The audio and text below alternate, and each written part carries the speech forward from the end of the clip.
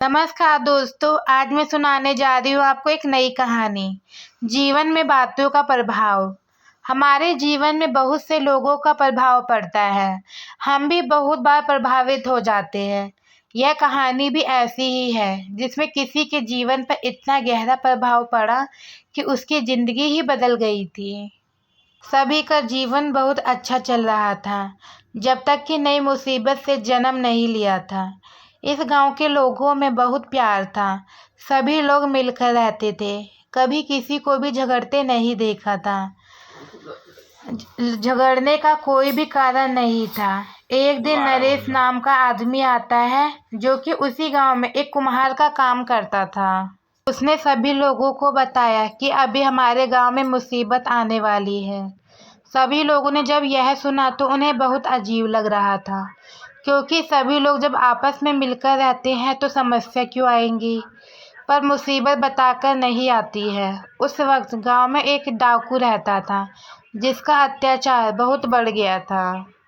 सभी लोग इस बारे में जानते थे, मगर वह डाकू वहां से नहीं था, बल्कि वह अपनी जगह को छोड़कर यहाँ के जंगल में बस चुका था। वह कुम्हार बताता है कि आज वह हमारे गांव में भी आ सकता है और ऐसा भी हो सकता है कि वह हमसे कुछ ले जाए और हमें मुसीबत का सामना करना पड़ जाए। ऐसा सुनकर तो सभी लोग बहुत ज़्यादा घबरा गए थे। तभी कुछ समय बाद घोड़े की आवाज़ सुनाई दी थी। सभी लोग उसके डर से अपने घर में छिप गए थे। वह बाहर आकर खड़ा हुआ और बोला कि कुछ समय के अंदर मैं अपनी मांगी बताने जा रहा हूँ। अगर वह पूरी नहीं हुई तो सब लोग समझ सकते हैं कि क्या हो सकता है। कोई भी आदमी बाहर नहीं आ रहा था। डर बहुत लग रहा था। सभी को कुछ भी समझ नहीं आ रहा था। वह डाकू बोला कि सबसे पहले मुझे खाने का सामान चाहिए। जिसके खेत में जो भी है वह अपने आप मुझे सब सामान लाकर यहाँ पर रख दें। सभी लोग डर के कारण अपने घर से कुछ न कुछ सामान लाकर देने लगे थे। कुछ देर बाद सारा सामान आ चुका था। अब डाकू ने कहा कि कुछ समय बाद मैं फिर आऊँगा और सामान लेकर जाऊँगा। जब वह चला गया तो सभी लोग की परेशानी बढ़ने लगी थी। कोई भी उपाय नहीं सूझ रहा था। अगली सुबह सभी गांव के लोग इकट्ठे हुए और सभी ने आपस में बात की थी। अगर ऐसा ही चलता रहा तो कैसे चलेगा हमारा घर। हमें जल्दी सोचना चाहिए। वह तो आएगा और हमें कंगाल कर देगा। एक दिन ऐसा भी आएगा कि हमारे पास कुछ ना होगा। एक आदमी बोला कि हमें यह जगह छोड़ देनी चाहिए। दूसरा बोला कि उसके बाद हम क्या करेंगे, वह कहाँ जाएंगे, क्या खाएंगे।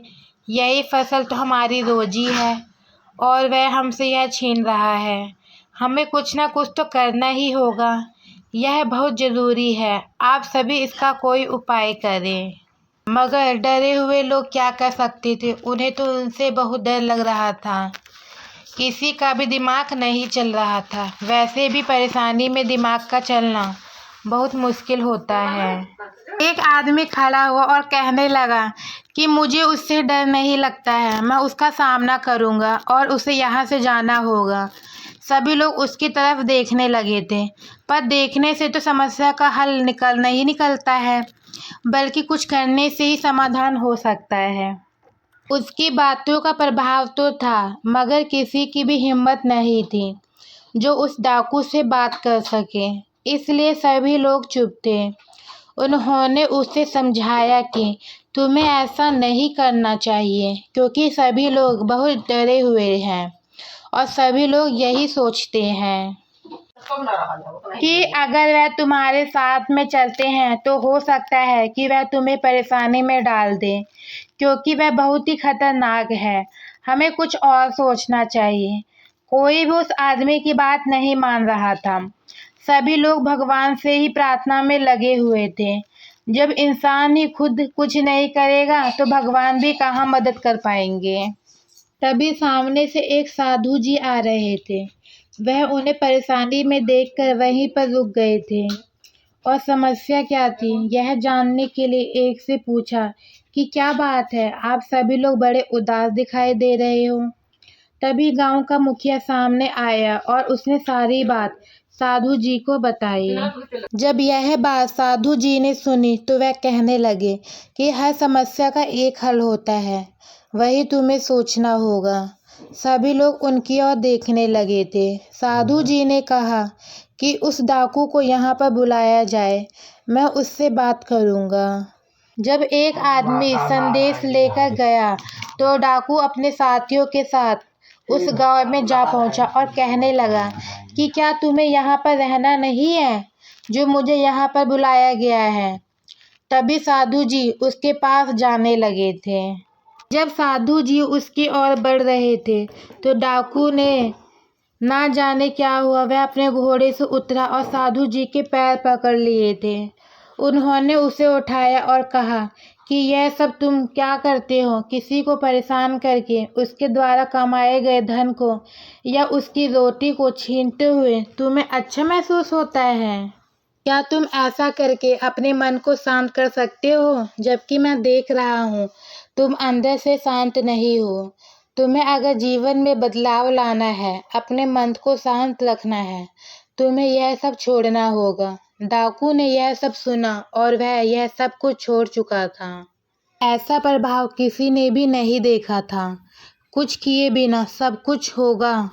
अगर हम सही हैं और सच्चे हैं तो हमारी बातों का प्रभाव जरूर पड़ता है और इससे किसी के जीवन पर गहरा प्रभाव पड़ सकता है। इसलिए जीवन में हमेशा सही राह चुनें और आगे बढ़ें। तो दोस्तों, आज की ये कहानी यहीं पर ख़त्म होती है। आपको मेरी ये कहानी कैसी लगी कमेंट में ज़रूर बताएं। अगर आप मेरे चैनल पे नए हैं तो मेरे चैनल को सब्सक्राइब करें, लाइक करें। आगे आपको ऐसी और कहानियाँ सुनने को मिलती रहेगी। धन्यवाद।